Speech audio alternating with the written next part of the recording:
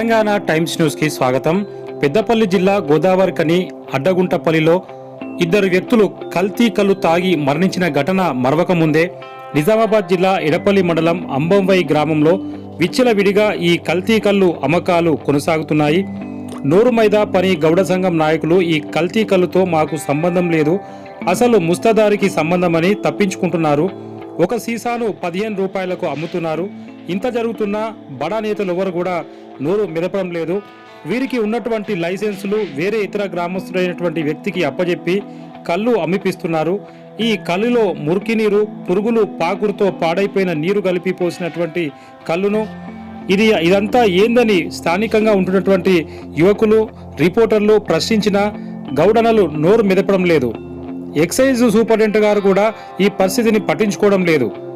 ఓ దిక్కు ప్రజల ప్రాణాలతో చిలగాటడం ఆడుతున్నా గానీ ప్రాంతకరమైన రసాయనాలు వాడకం జరుగుతున్నప్పటికీ కూడా, జనాల ప్రాణాల మీదకి వస్తున్నప్పటికీ కూడా ఈ ఎక్సైజ్ శాఖ అధికారులు, స్థానిక పోలీసులు చూసి చూడనట్టు వ్యవహరిస్తున్నారు. ప్రతి నెల ఈ శాఖల అధికారులకు అధిక మొత్తంలో ముడుపులు అందడంతో చేతులు కట్టుకొని కూర్చుంటున్నారని ప్రజలు ఆరోపిస్తున్నారు. అంతేకాకుండా గతంలో ఎమ్మెల్యేగా ఉన్నటువంటి వ్యక్తి, సుపరిచితుడైన తెరాస పార్టీ నాయకుడి గట్టి హస్తం ఈ తతంగం వెనుక ఉన్నట్టు సమాచారం అందుతుంది. ఒకవైపు కొన్ని గ్రామాల్లో ప్రాణాలు పోతున్నా, ఆ వార్తలు ప్రచురితమవుతున్నా వాటిని చూసైనా అధికారులు ఈ కల్తీ కల్లుపైన చర్యలు తీసుకోవడం లేదని ప్రజలు వాపోతున్నారు. న్యూస్ కవర్ చేయడానికి వెళ్లిన జర్నలిస్టులపై కూడా భౌతిక దాడులకు వీరు వెనుకంజడం లేదంటే ముస్తేదారులు, నౌకర్లు మరి ఏ మాదిరిగా బరితెగించారో మనం ఇక్కడ అర్థం చేసుకోవాలి. కాబట్టి ఇప్పటికైనా జిల్లా పోలీసు అధికారులు, ఆబ్కారీ శాఖ ఉన్నతాధికారులు ఈ కల్తీ కల్లును అరికట్టాలని స్థానిక ప్రజలు కోరుతున్నారు.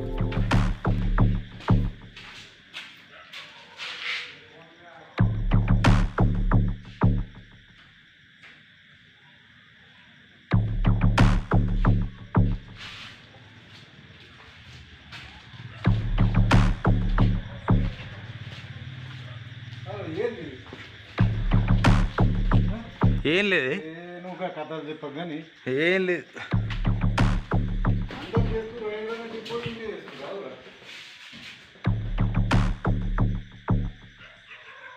నువ్వు ఎక్కడ పోయి ఎక్కడ ఏమంటావు